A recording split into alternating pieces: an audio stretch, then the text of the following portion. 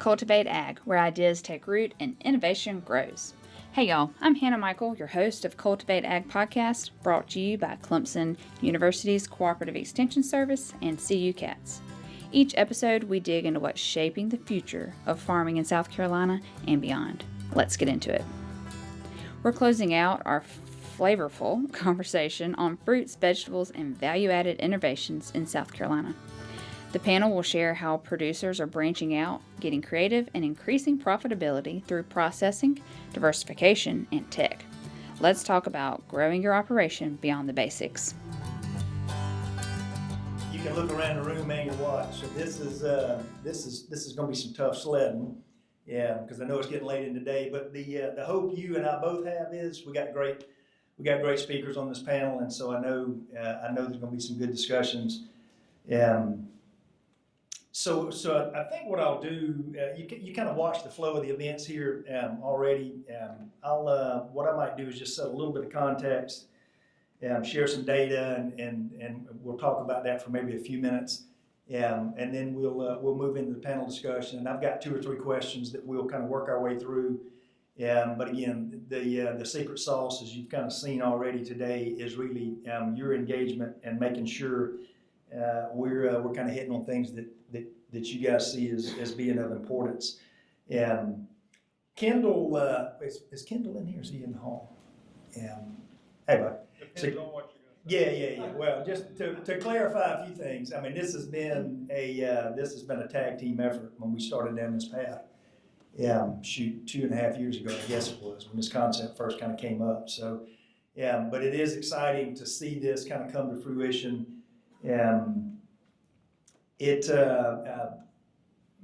Kathy mentioned Dr. Clemens, President's Industry Council. He was asking for, where do we go if we really want to be good in terms of synergy and getting the university system working together with private industry and making sure we're working on the right things and we've got the right resource plan. We're just being efficient in doing that. What a neat opportunity I had to kind of orient him and that broader board to a lot of things that we typically do pretty well in the ag world, right? We work pretty well together. So I wanted to kind of go back and speak to that. Level setting for this specific discussion around value add. You've heard it several times today, right? We've got, as a state, small state, we've come to be quite a desirable place to be. Which means houses, which means commerce, which is all good. Unfortunately for us, where do most of those houses and warehouses want to start, right? Well, it's level land with no trees. Guess what that happens to be, right? That's productive ag land. So, if I think about, me as a citizen and certainly me as a business owner here in the state, what is our existential threat? It really is that loss of land to development, right? Yes, we're in tough economic times now. I don't diminish that at all. But again, history shows that's sort of a cyclical thing. And somebody mentioned we're a natural disaster or a war away, from that changing fairly quickly. This existential threat around loss of productive land is one that once we go down that path, I don't know what you do with thousands of acres of concrete. It's fairly monolithic in what it does. And so that's kind of the context that we, as a panel group, sort of got oriented around. And I love, if you were here this morning when Gary Spires was talking, he said a lot of great things, but the thing that resonated most with me is, we've got a core group of growers that want to be on the land, and what we need to be able to do is kind of keep them as families strong. And how do we do that? Is keep those farms strong. And so, again, the intent here is to start a conversation. Again, it's not like we're going to walk out of here, as great as this panel is. They don't have all the answers, right? Certainly I don't. But what we hope to do is start a few discussions that will percolate and mature and become the next insert thing here a year from now or 3 years from now. So it's really the start of a conversation that we hope to get across. So And I'll share a little bit of data in North Thigpen. I know Hugh, Commissioner Weathers, are going to be with us hopefully later. And if Rachel's here, I promise you he would love to sing happy birthday. We may not want to hear it, but he would be happy to do it if Rachel's still in the room. But I worked with North Thigpen. Norris was with Commerce for a while and is now helping Hugh in the Department of Ag on some economic development projects. And so, one thing you'll hear, and it's a wonderful thing, that is ag is the largest industry in the state, right? You hear 50, 52, $53 billion total economic impact. Fantastic, right? That's fantastic.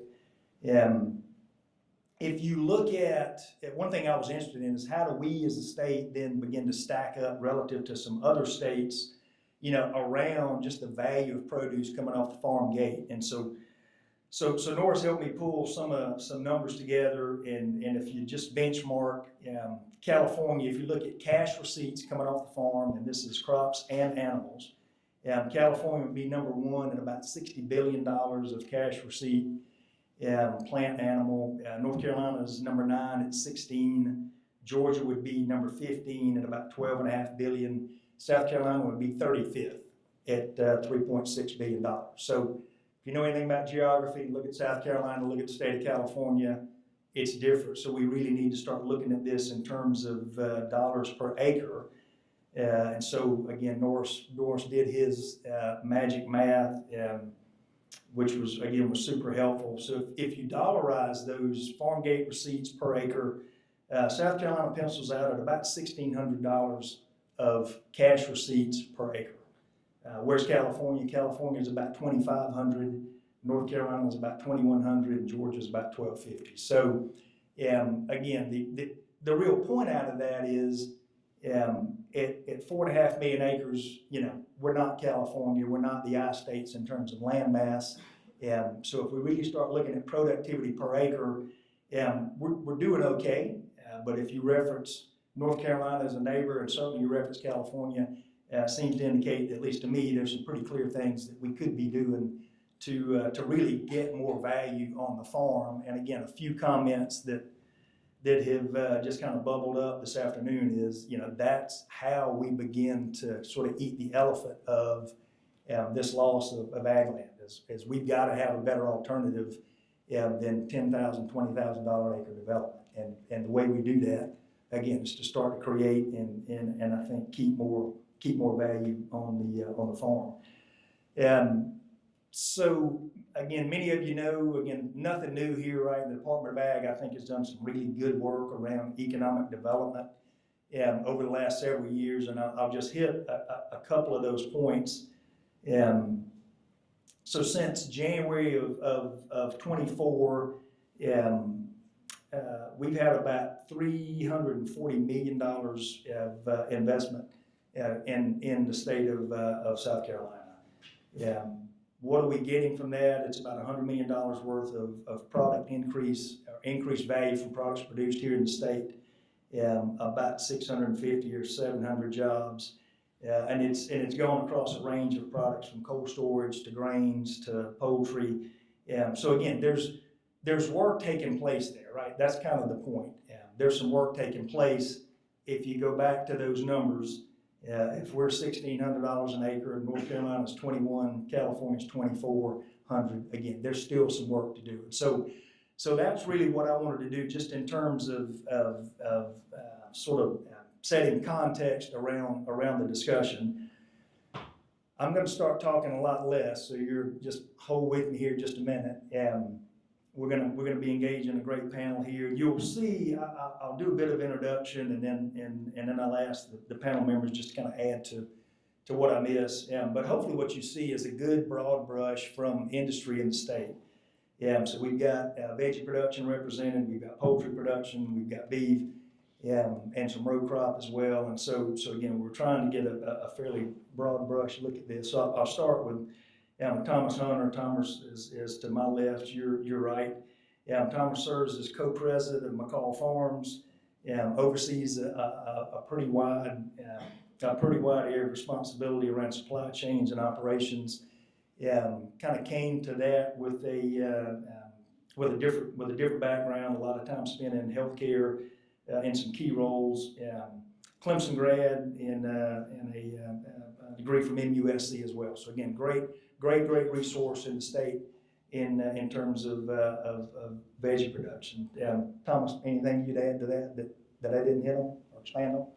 No, I mean, for any of y'all that aren't really familiar with McCall Farms, I mean, we're a vegetable and fruit freezing and canning operation in Effingham, South Carolina. And we ship our products, all 48 continental United States, do a little bit of exports, but really focus on retail branded products. So if you go in the store, you'll see Margaret Homes, Glory Foods, Peanut Patch Bowl Peanuts, Popeye Spinach, Veg All, Bruce's Yams, and every bit of what we sell is all produced in the manufacturing facility in Effingham, South Carolina. We pull products from a wide variety of different states, mainly up and down the East Coast. But our goal at the end of the day, I mean, it costs a lot of money. Today, I'm running green beans that are being grown in Homestead, Florida. Okay, it costs a lot of money to freight green beans from Homestead, Florida. So increased production in specialty crops in South Carolina and paired up with us, it's a big ask, but it's beneficial to the entire agribusiness community within South Carolina, and we're trying to help lead the way on that. So, Robert, thank you for having me and looking forward to the conversation. Great, thank you. So keep moving, Fred West. So many of you know Fred. So Fred, South Carolina native, had a long, productive career with Ament Farms. Retired in summer of 23. And again, sort of like Thomas, had a pretty wide berth of accountability, HR, operations, all the SHE compliance regulatory functions, and in his spare time, picked up PR, public relations as well. Since that time, Fred's been working for West Resources, a consulting firm, and is working with SCDA in the space of market development. So, Fred, glad to have you. And anything you would add that I missed? Yeah, it's interesting to aiming for some who might not know. When I started, I was a one-plant operation in Batesburg, South Carolina, probably 600 people, maybe processing one shift about 600,000 birds a week. When I left, we were 3 plants in 3 states. We were about 3,000 to 3,500 employees, and we processed about 4 million birds a week. So it's interesting to look back in this discussion today and listen to everybody to go back to when I started, where when you walked out in the plant, it was still pre-printed labels and grease pencils that kind of ran the plant. And when I left, there were iPads everywhere. There was data that just was like a fire hose coming at you. And then the technology and the equipment of how far it's come. It's amazing to look back and see where we are now. Never thought we'd be where we're at now. I'm not sure what that ends up looking like, but pretty excited to be here. So thanks for making time. Yeah, I'm rounding us out. Ben Satzler. Just as a side note, Ben and I had the privilege of being in the first Palmetto Leaf leadership class, and so it's been a real pleasure just to get to know Ben over the last few years. If you see Kirby Player, just as a side note, give Kirby a high five on that. He has been a tireless champion to get that going, and I think we're at cohort 4. Recruiting cohort 4. Yeah, okay, good deal. So again, you can read the bio, but a few points I'd draw out.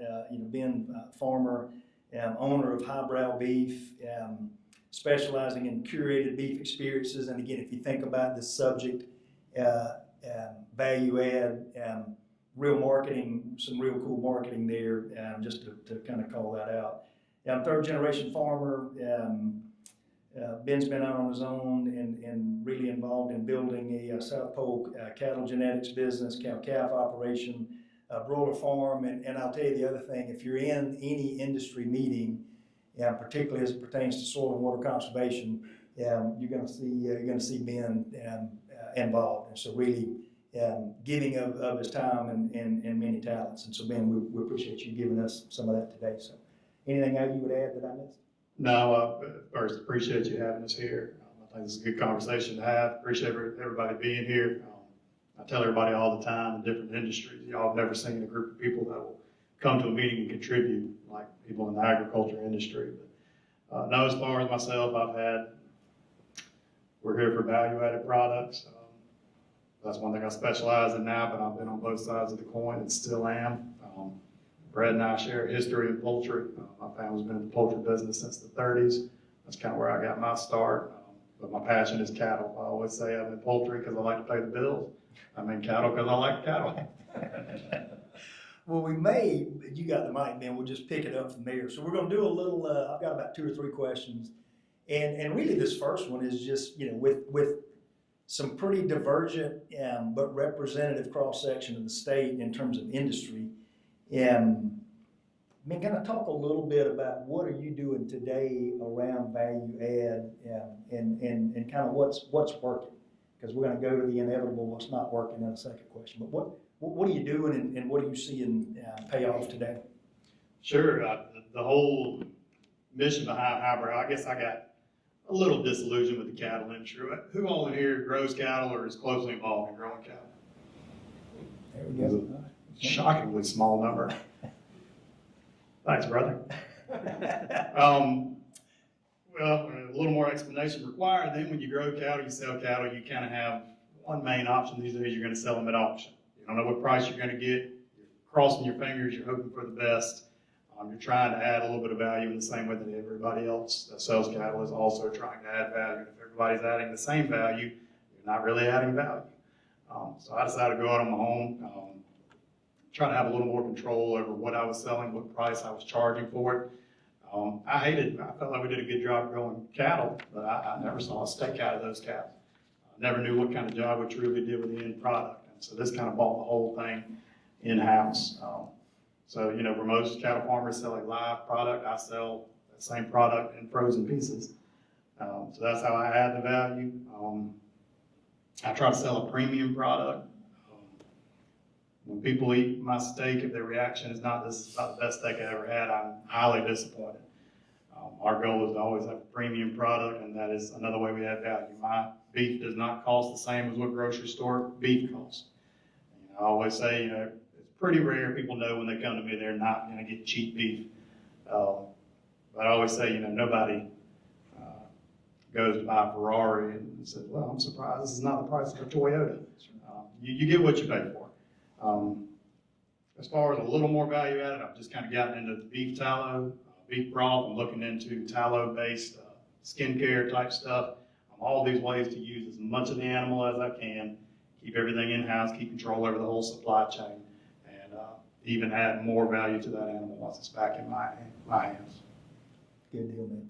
Whole lot around control and kind of managing the variables that you had direct control of. Cool. Brett, maybe take that same question and think from a poultry production standpoint. What do you see that's happening and working well today in that space? I think the dynamic in poultry, because it's fully integrated, is a little different than other pieces of ag. But what it does is really puts a lot of pressure on you. Going back to what my friend was saying, you've got to distinguish yourself some way. And chicken's chicken. It's not that different in what you're really making. The process you take, the way you care for your birds, the people who are growing for you, the way you take care of those growers, and ultimately the relationship you have with customers. Salmon Farms was always what I would call kind of non-branded. We were perfectly satisfied with being a supplier, just a great partner, and typically our customers stay with us for years. I'm talking about 8-10 years. They didn't want to change. They knew us, they counted on us, they knew what we could do. Through the course of that, when I look back to where we started, where it was just chicken in a box, as you build those relationships, you start to have customers who say, well, what about this? Or can you do this? Or can you try that? So it really did kind of push us at times to try different things in the plant beyond just a 40-pound box. For example, when you get into portioning, the portioning systems that we put in place were a high-pressure water knife jet that takes the picture of the breast meat going in, and you tell it, I want to cut this size fillet, and for the rest of what's left, I want you to make nuggets of this size. And it takes a picture, it kind of starts to know the weight and know what it's looking for and really make the best cut possible. That is not something we would have jumped into if it hadn't been for those relationships were there. and they were asking for that type of value added inside the plant. So it's funny how that customer really can drive you to try different things and to go on something that we didn't really want to do. I mean, the equipment was expensive.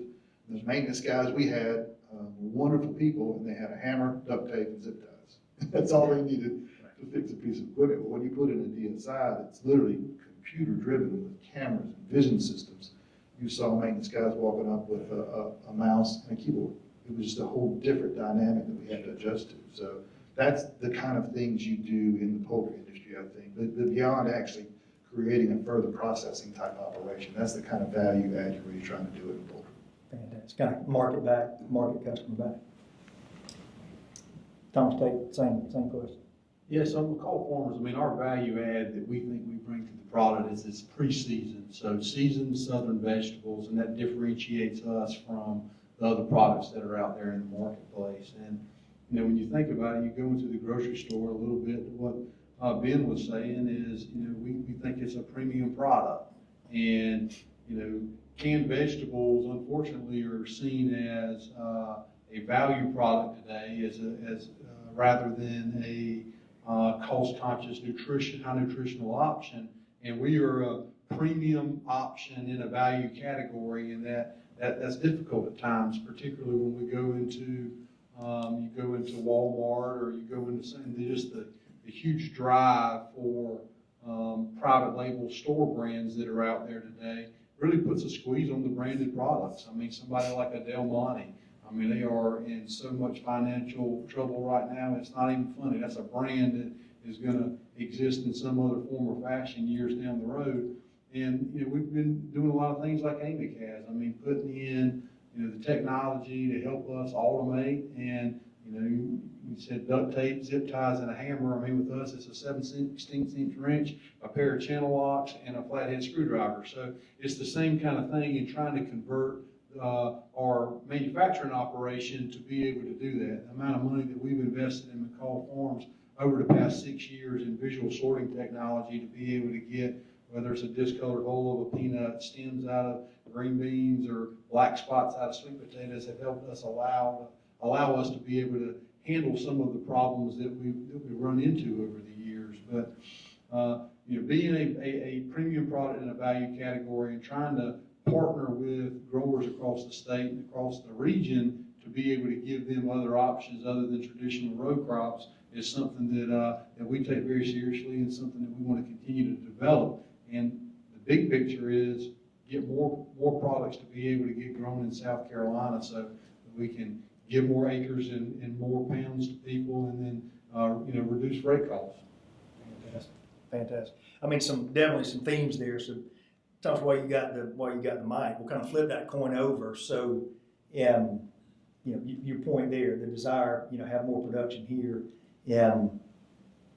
What are the limitations, right? I mean, what would you kind of raise up as key impediments to that? And there's definitely acreage pressure to be able to get the amount of acres that you need to grow a certain amount of commodities on. But I would say that the biggest pressure that I see out there today is the viability of the crops to be able to get grown in our environment. I mean, when you sit there and look at vegetable crops, particularly like green beans, for example, I mean, the varieties of green beans that are out there, you know, were developed really for upper Midwest production. And, you know, if anybody here from Lake City, you know, I'm sure several people have heard me tell this story before, but there used to be a sign back in the day driving into Lake City, South Carolina, that said green bean capital of the world.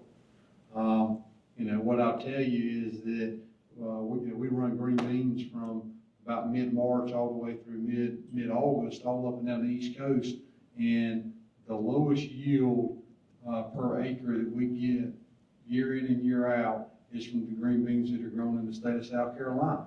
And it's not because farmers are worse, it's because we don't have varieties that are adapted to, you know, the temperature and the environments that we have here today. So to me, that's the biggest opportunity. We got to have a focus on it. It's got to be from us. It's got to be from the South Carolina Department of Ag, Clemson University, our growers, the seed companies, and figure out how do we get multiple different parties at the same table with the same end goal in mind. And I think there's a huge opportunity for that. We can get more yield per acre we can get crops growing here better. Our window for green bean harvesting in South Carolina is probably about 3 to 4 weeks right now. If we could grow that out to 6 or 8 weeks and then turn around and get a fall crop on it as well, that would be a huge benefit to everybody involved. And Tom's not put words in your mouth, but I mean, that sounds like we'll have a bit of a higher tech discussion maybe later on, but I mean, it sounds like fairly traditional breeding work that you're talking about, right? Not necessarily. Okay. I mean, I think that there are, rather than just putting stuff out in the field and see what happens and then doing some other growing, I think there's an ample opportunity for controlled environments to be able to speed stuff up. I think there's ample opportunity from using AI and some predictive analytics to be able to come up with what the right genetic sequence is for that particular crop. And then how do we rapidly screen all the available stuff that's out there? I mean, there are a bunch of different crops that come from, the Middle East and different areas that are going to have a whole lot more drought sensitivity than we may have here, or other areas of the world that are going to have more, wet feet tolerant products, or, maybe somewhere that's got more, bacterial leaf blight resistance. And so there's a lot of things that we can do, but we've got to actively be able to rapidly screen a wide variety of different crops and then very rapidly determine how, okay, this is what we got. This is what we need to get to. How do we rapidly get there through some predictive modeling that says you need to cross this with this and this with this, and then go down that whole thing 4 or 5 times to be able to get what we would consider an ideal crop. And it can be done. I know you've got a question a little bit about other techniques that are out there, GMO and all that stuff, and we'll get to that when it gets there. But, I think it can be done much quicker than the traditional model that's out there. We just have got to, use technology, figure out where it's feasible. And to Landon's question earlier, we got to make sure we model the technology and it's what we need as the end consumer. Great, thank you. Good stuff. Fred, maybe from your perspective, same thing. Kind of looking through the lens of poultry. Clearly some things are working well, but what do you see as sort of limitations today on driving more value out of it? I think one of the big things, and you've heard it all day long, labor. That's an important factor in what you're doing. There's a lot of pressure on that labor market that you're trying to attract. I look at, and again, my time at Amy Farms, we were higher than that 3,500 for a period of time because you could get more than 3,500. And because you began to see the constriction, not just a COVID constriction, but just in general, not being able to find people, you were having to get more creative about what you were doing. It's a restriction that actually pushes you into more technology. And that's kind of how we got into a lot of other equipment that was actually on the line, was because we didn't have the people. Now, it didn't necessarily replace everybody, because you still had to have people before it to feed it well and properly. And you had to have people afterwards, because the device itself typically is not going to be as good as a human when it comes to things like violence or quality or handling pieces of meat that just don't fit that particular model that is trying to reach out and look, sorry, this is what I'm going after. So I think labor is a big issue. There's a lot of, if I think about South Carolina, I know that there's been some times that there's been some people interested in putting another processing plant here. And it's never one thing, it's always several things you kind of add up and say, all right, it's just not the right time. There's some good places, there's some good opportunity, there's some want. And I know in the part of my role was in the M&A side, the purchasing side. Anytime I went to go talk to somebody, whether it was the town that we were looking at or whatever it was always nice to be wanted. You always want to be somebody that, hey, we want you here. And you have that in South Carolina, but when you look at the cost of entry of doing a greenfield, it's a huge number. And then you're always worried about, am I going to have enough labor? So that's probably the biggest thing I see that kind of constrains you on doing more. It's not impossible. I think you're seeing some shifts in certain parts of the state that some of your hourly employees are being pushed away from high demand. You go to Charleston. When I was young, Somerville was a town you drove through to get to Charleston, and now it's part of Charleston. And a lot of those hourly employees that were kind of around there working in Charleston are now being kind of pushed outward and outward and outward. You really see in Orangeburg, that Orangeburg area really kind of grow and have in my opinion, and looking at it from a labor standpoint, a potential opportunity for a lot more labor available to a plant like a manufacturing operation. Can I add something? And to add to that, I mean, I think that there's got to be a little bit of a shift in how we allocate dollars for future investment and that type of stuff into the state. And, you know, so many times we go and are looking at different things, and it's all about, okay, what's the head count? What's the head count? What's the head count? And unfortunately, there are a lot of investment in capital expenses that, honestly, it is because of labor. And then, you know, if people are spending the money and putting the investment into their companies, you know, that's keeping companies here, you know, and we got to make sure that commerce and everybody else, there's got to be some opportunity for automation investment and to be able to grow what we're doing, not just maintain what we have. Great point. That's a great point. The net metrics need to line up with what the goals are, so. Yeah. Ben, maybe take that same question. Yeah, kind of limitations on you being able to capture some value there. Yeah, mine, interesting seeing the difference between our industry. So as a small producer, I am depending on other places to process my product. These guys have their own processing facilities. If they want to change something, they go do it. I have to depend on somebody else to do it. So big problem first, big spotlight. Everybody saw it. COVID hit, empty grocery store shelves. We all suddenly realized we need more local processing capacity. I know at the time, I think there were 3 USDA facilities in the state. People that sell like me through the mail, direct to customer, stuff like that, not going the custom exempt route. Has to be USDA inspected. That is an expensive process for anybody running a plant like that. There are only 3. I think there might be 4 or 5 now. We kind of addressed that some. It is not nearly as hard now to get a butcher date. For a while there, you were 2 years out. You cannot run a business. You know, if you get butcher dates 2 years out, it's impossible. But that's eased up now. Now we have a little bit of a different problem. If I want to add value to something, nowhere around here does it. So tallow, I want to take my fat and get it turned into tallow. I cannot do it because I'm not USDA inspected. I don't have a facility. I don't have $3 million to build a facility. I take my stuff to Georgia. Nowhere around here to do it. Bone broth. I use my bones, same problem. I'm going to Georgia. My processing, I go to North Carolina. I'll touch on that more in a minute, but we still don't have too many people around here that do processing. And even if they do processing, they have to do it in a way where my customer is going to see that product. It's at least as good or better as what's in the grocery store. And that kind of leads me to packaging. You want a good premium packaging when you're shipping to a customer. So that's a nice, pretty label. Marketing, big part of a premium product. So you want that nice, pretty label. If it's a black and white label, looks like it was printed on a printer from the 90s, not a good look. I know there's a process around here that I no longer use that they put the ground beef in chubs. I don't know if y'all know what those are. It's just a little cylindrical thin package. It's got little metal crimps on the end to keep it sealed. You set that in your sink to thaw for your supper that night. You come back to it. It's not blood, but it looks like blood in your sink. It's not a good look. Customers don't like to see that. They don't want to pick up a bloody package. I need somebody that's going to vacuum seal. I need it to look nice and pretty. I don't know anybody in South Carolina that does that. It's a big problem for me to get a value-added product and then to make that product look pretty. It may sound a little vain, but that is what a customer that's paying a premium price for your product. That's what they want to see. Labeling requirements are tough. I won't touch on that too much unless somebody asks a question, but like grass-fed, I cannot put that on my package because I'm not certified. My cow's 100% grass-fed. Anybody can come out at any time and try to find grain on the farm and they'll have zero luck. Unless I go through an expensive and third-party process to get that done, I can't put it on my label. I can put it on my website. I can put it on a sign next to the beef, but it cannot go on the label itself.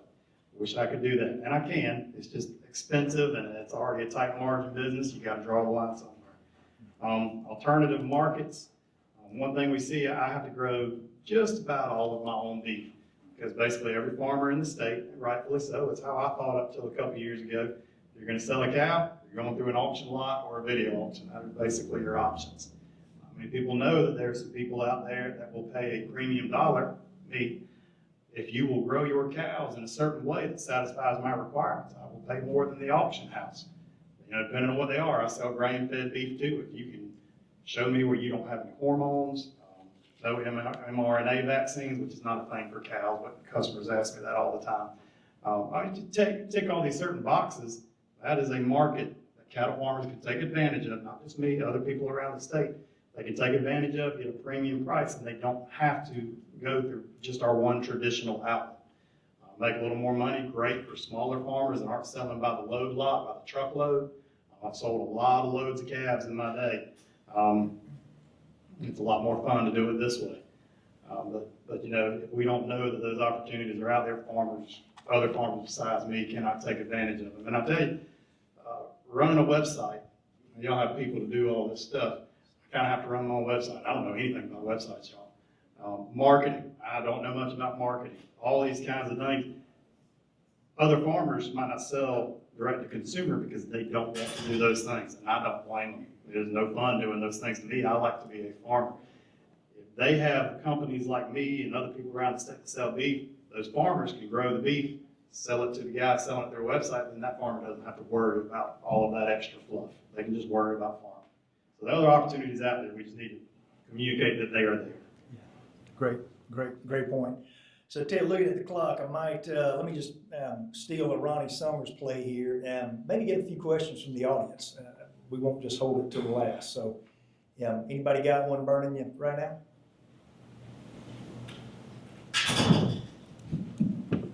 Yes, sir. One of the gals over there at the 4-H table mentioned, new farmers getting into the business, how do you become profitable? It's on, okay. How do you become profitable? How do you get into the business, right? So it sounds like from y'all's perspective, you're talking about the value add business, helping to keep that bottom line alive. Is there a support from the state for you guys to invest in value add, and could that be leveraged by new farmers coming out of college who want to get involved in something and want to get in the private label industry? Is it grant money? Is there support from the state or from the universities? Could you speak a little more to that?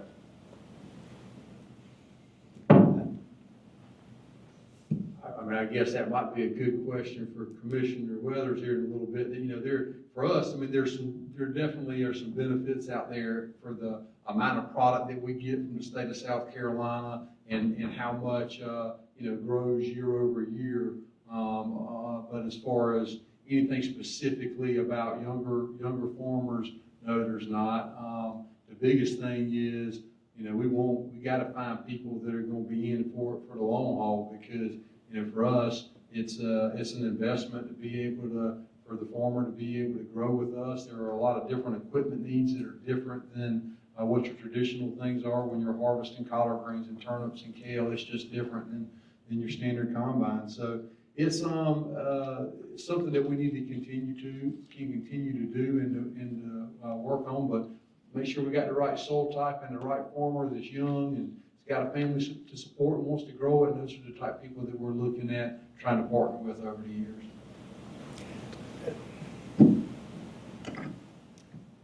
Do know of a couple. I got one a while back, value added producer grant. That's not state, that's federal, it's through USDA.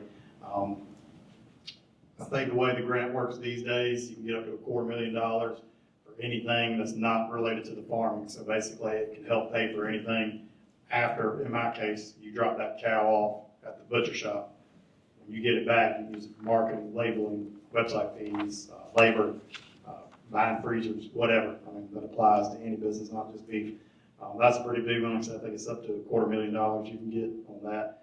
Department of Ag has the ACRE program the commissioner can speak to, and a little bit that helps with some training. That same VAPG grant has a component for business planning. I think it's up to $50,000 if you're trying to get off the ground. But one word of advice I would give to anybody, whatever field you're trying to get in, find a farmer that's doing it, and I promise they're all looking for help. Learn the trade from them. I got a guy with me now. He's great. I'm liable to lose him one day because he's so good. He's going to start his own thing, but that's fine. He's learning from me. I think he'll eventually go out on his own, but it kind of gives the opportunity too. He's got a farm on the side. I don't care. So he's kind of growing his very small farm on the side while he's still bringing in an income and learning the trade. So I think that's a great opportunity for anybody. Those are the ones I know of. The ACRE program's a great one. And then Jim Johnson, Jim, raise your hand. Jim's a great resource around lots of different funding opportunities and a real particular focus on ag. So if you don't know Jim, that'd be a great connection to make as well. Good question. Other questions? We got a few more we'll work through. All right. Guess, so I don't know who, man, it might have been you mentioned mRNA, and so kind of this notion around some alternative markets. Things like sustainability, non-GMO, hormone-free. I think might have been your specific example. So, what do you see? Are those threats, or are those opportunities? And if they're opportunities, how do we kind of capitalize on some of those things? Maybe start with you. And from a poultry standpoint, if I look at antibiotic-free, when that started, it was one company that kind of stepped into it pretty well, and that was Purdue. And it was kind of niche. Everybody said it's a niche, it's a niche, it's a niche. And we always looked at what we did and said, we'll never have to do that, and we don't want to do that. The added cost, the added complexity. If you've got 5 feeds for a bird, you have to have 10 feed, because one is a feed package for antibiotic-free and one is for conventional. You still have conventional birds. Your plant actually becomes 2 plants, that you have a conventional shift and you have an antibiotic-free shift. So it's always something we viewed as something, we're never going to do this, we're never going to do this. And then a customer that we had a really great relationship with, one of their competitors had moved to antibiotic-free product. And they came to us and said, look, we don't want to do this either, but we got to do this. And they actually stepped in with us to kind of cover some of the initial cost to kind of get things started. I remember going through that process thinking, this is nuts, this is not going to work, this is going to be a mess. The reality was, you figure it out. Sometimes the way is the obstacle, and that's what that was for us. We just had to get in our head that this customer, that was a very strong customer, been with us a long time, they were going to stick around. This wasn't just like a year kind of thing. We recognized to keep them happy and to do the right thing, we had to kind of step into this. And it was hard at first, because you're not immediately selling everything that you made antibiotic-free as antibiotic-free. But over the next 12 months, you begin to see that percentage get more and more and more and more. So that fear that you have when you see something like that. You go to Europe, and I was in Europe probably every 2 or 3 years, because that's where a lot of your equipment from the plant came from. It was that European, sure. Amsterdam, Belgium, Germany, all through there. You would see their farms, and you would just scratch your head. They've got concrete floors, they've got perches, they've got windows, they've got doors to go outside, and you would walk in and go, oh, this is nuts. We'll never do this. And now you're starting to see in the U.S. some of this kind of stuff creep in. So some of it is, this was something Mr. Amick always kind of said, and that is, the customer is king. Ultimately, that end consumer really is driving. Now, sometimes they're affected by marketing and by Instagram reels and by Facebook and all the things going out there in the news media. But in the end, they really drive a lot of what you do, especially when you get into poultry that is going everywhere across the United States. That's key insight. Thomas, you want to jump on the same question? Yeah, the non-GMO and specifically CRISPR technologies for breeding. The concern that we have with CRISPR is, right now, is if you go and get a particular genetic sequence out of a green bean and clip it out and go and insert it into another one, it's not considered GMO today. But what would happen if all of a sudden our seed supply all was a particular variety that did have CRISPR technology used in the development of it, and then whoever, some regulatory body decided that CRISPR was now considered GMO, and non-GMO is on all of our labels. So that's the thing that we continue to monitor and watch. And hopefully the traditional breeding technologies can be accelerated to match some of the speeds that you're seeing with the benefits of using CRISPR. So it's not a huge thing for us. Another point that I'd make is, we've done some different value-added things around like sodium levels, for example, and a simply seasoned and a reduced sodium line. And, you know, what we found is, you know, really our products around the season, you're not coming to get our season products because of the low sodium level that's in them. You're coming to get them because of the full flavor, and it's more of a, you know, more of a special occasion, whether it's Sunday afternoon after church or whatever. So it's the whole labeling and the marketing side of things. You really got to understand your customer and what you're selling, because next thing you know, you could be offering something and putting a lot of money that you really don't have a customer base for. So. Ben, you add anything to that you didn't hear before? Just, to answer directly your question, I think opportunity, you know, for everything, and I think some of these things are silly. I would never grow an organic cow. It's just not what I'm going to do. But if there's a market for it, there needs to be somebody to fill it. And there's an opportunity for somebody, if there's a market, not fill it. You bet. Yeah, good. That customer back theme seems to be consistent. I guess maybe one other thing that, you know, we talked about acre grants came up, and I know several folks have benefited there. Controlled environment space, great discussion before about that. You know, one thing that I had rolling around in my head as we got into this early discussion around value add is, you know, just 5 million acres of land in South Carolina, right? How do we begin to affect change at scale? You know, how do we give growers across the state some different opportunities? And I guess one of the things I know, Fred, you and I've talked about, well, all of us as a matter of fact, is like CAFOs, right? So this notion around confined animal production. If you look at some of the numbers we talked about in North Carolina, if you remember, in that $2,100 an acre, I think if you peel that onion back, a heavy dose of the variance between here and there has got a lot to do around animal production. So just any thoughts around that as an opportunity and what it would take to do that, you know, appropriately in the state? You know, the reality is most of our growers, and this is true across the state, most of your growers are doing it in combination with a farming operation. They've got the land, they've got the time, they're there, and they're looking for something that is much more consistent. That's one thing poultry brings, is it's pretty consistent. I mean, you're going to do about 4.5 flocks a year. Growing a larger bird, we do about a 975, 10-pound bird, so it's a big bird. The entry point, I see my friend Mr. Skelly here, the entry point is a higher number, but it is a good business that people really can bring alongside their current farming operation. The demand for people who want to grow, there's a line of people that would build chicken houses. And there's just that many people that would want to do it on their property. You've got some constraints in that you're always trying to keep your growers full, that they're making a good living through the year, so you're not taking on extra typically.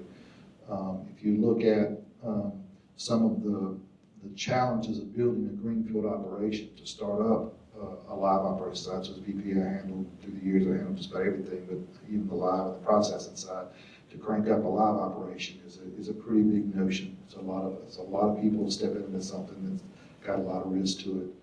And then I think the other piece that I think affects that piece of what's going on is, we heard it earlier in one of the panel discussions, the litigation side is can be pretty aggressive.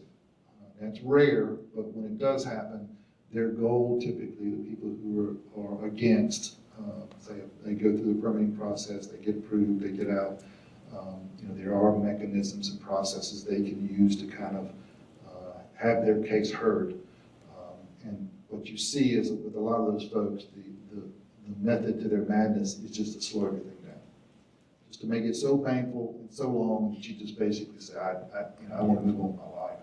I've got one right now I'm working on that I think it's been about 4 years in process, in and out of court. And this last little bit really has been, in my humble opinion, almost an abusive process.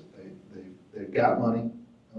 There have been in this particular area that these houses are being kind of contested. There have been other poultry farms that have gone up within 6 months, 9 months. I mean, nobody had an issue with this. These one select group of neighbors who have money to be able to do this are able to fund it at a discounted rate compared to what we would do. So, for example, Amy Farms, you know, their legal fee compared to a 501c3 type situation. You know, it's a different number, it's a different math. And that's something that I think is risky when you think about what you're doing. That one particular farm, they've been waiting.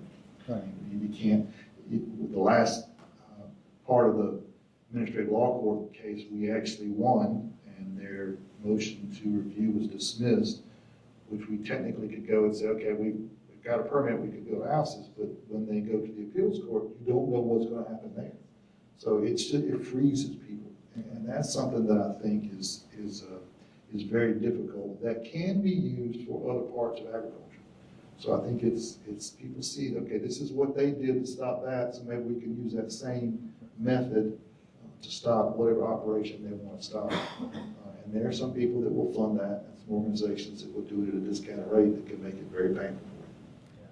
So just play that back. I mean, there's opportunity there, but it's going to take some different strategies, legal strategies, for us to battle some of those. Yeah, you see your integrators really get very particular about sites. So you've got something that may go through the DES process perfectly, but you're actually going out, you're sending people out there to look around at neighbors. You know, you're looking at maps before you even get to the Department of Environmental Services, because as a company, you don't have time for that either. You don't want a problem. You know, you want to coexist with your neighbors. So it's a challenge on the standards for what you would build and where you would build and who you have building for you to be raised, simply because you can't take the risk of something that's too close to something that you know somebody's going to have an issue with. And even DES, DES offers a free permit kind of sit down, that they'll sit down with you and kind of look at the area, and then they can kind of, you know, look at the neighborhood and know, have we had complaints from other people about this, that, and the other, to kind of help you with that. But you've got to take that into account, because if not, you could just be in a situation where you're spending money, time, and effort, and nothing's happening. Good, great input. Hey, looking at the clock, let me, I'm going to just pause. Questions from the audience? Thank you. So, thank you very much. It's been a great panel. So, looking forward from now, where we have the Make America Healthy Again initiative, regenerative agriculture, all of this type of thing coming on the scene in DC as being important, do you think there's an opportunity to essentially market South Carolina agricultural products that are already healthier, like at McCall Farms, for example? You're packaging high nutrition, you know, culturally preserved in a can, basically. So is there an opportunity to essentially, you already have that value addition now, because the markets and demand may open up more for healthier food, including animal source foods, which are a really important part of a diverse and healthy diet? Do you see any opportunities to without doing further value addition, to just kind of message what you're doing around that? I would really hope so. I mean, you look at the contents on a lot of our labels, it's the produce that's in there, water, and a little bit of salt, and that's it. But what I'll also tell you is, unfortunately, the a customer's memory is extremely short-lived. And you know, when we went through COVID, and the ability for us, I mean, canned food has got about a 3% food waste in the entire supply chain continuum, whereas fresh or raw produce is substantially higher. I mean, up into 40, 45% range. In the package, there's no better package out there from a shelf-stable, tamper-proof package than you can get. You know, unfortunately, for canned products, it just isn't sexy. It's just not sexy, and it's just got a perceived value that it is a value-based food, not something that's nutritious and delicious. So I think that's where our opportunity, as much as anything, is. And I think if you go over to Europe, over in Europe, I mean, canned food is a lot of times is really seen as a premium product over other things. So that's something that we work with, the Consumer Brands Group, with the several different industry trade groups in the can, but it doesn't seem to be taken on. And as far as RFK and a lot of stuff that they're doing with Make America Healthy Again, all the dyes and all those things that they're going after out of the get-go, that's not anything that is anywhere in our radar or in our plant. We don't utilize any of those. So we feel very comfortable with that. We did a little bit of a risk assessment.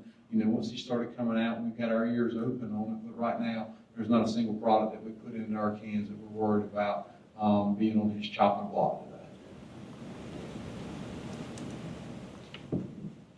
Yeah, but I know tallow has been a big thing with the Make America Healthy Again movement. That coincidental timing on my part. I've been working on that since like September last year.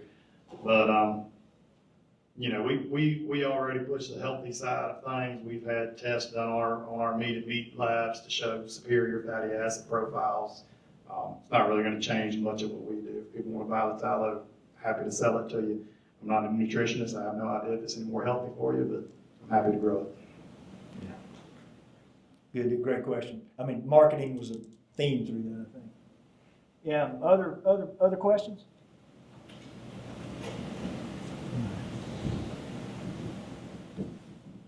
This kind of feeds off the last question, but I guess it's specific to the animal ag folks, so Fred and Ben. How do you see a marketing opportunity for the increased interest in lab-grown meats?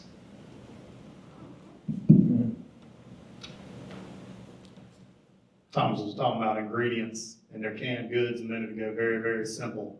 I don't know if you ever looked at the ingredient list for lab-grown meats, what goes into it, but the ingredients in my packages are beef, period. That's kind of an easy thing to push. I think lab-grown meats will probably get some traction at some point. If for no other reason, the fact that an animal does not have to die to make that product.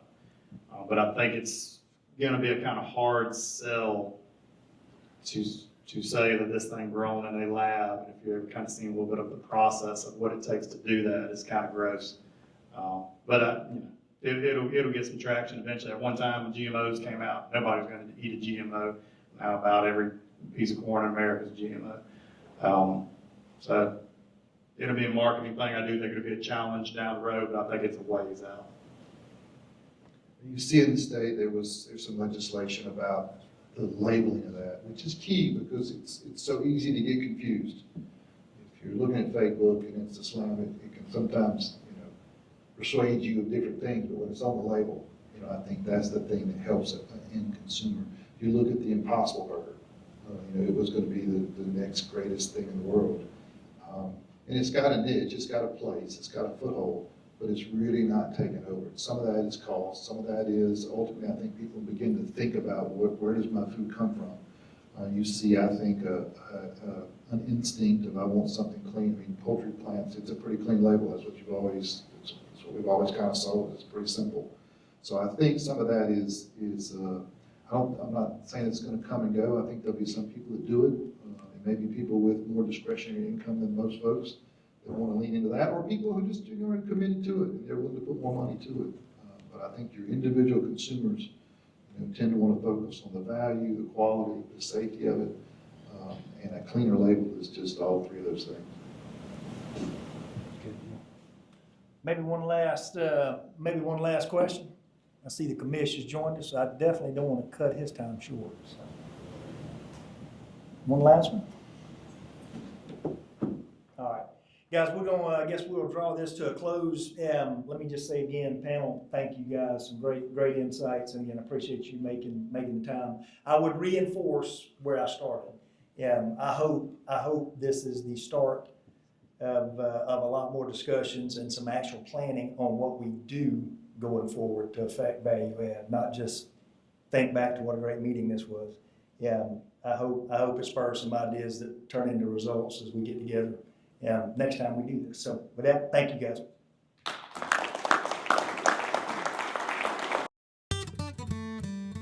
Thanks for being a part of the Cultivate Ag conversation. What's one value-added idea that you could start exploring this season? Until then, be bold, be fruitful, and keep growing what's next.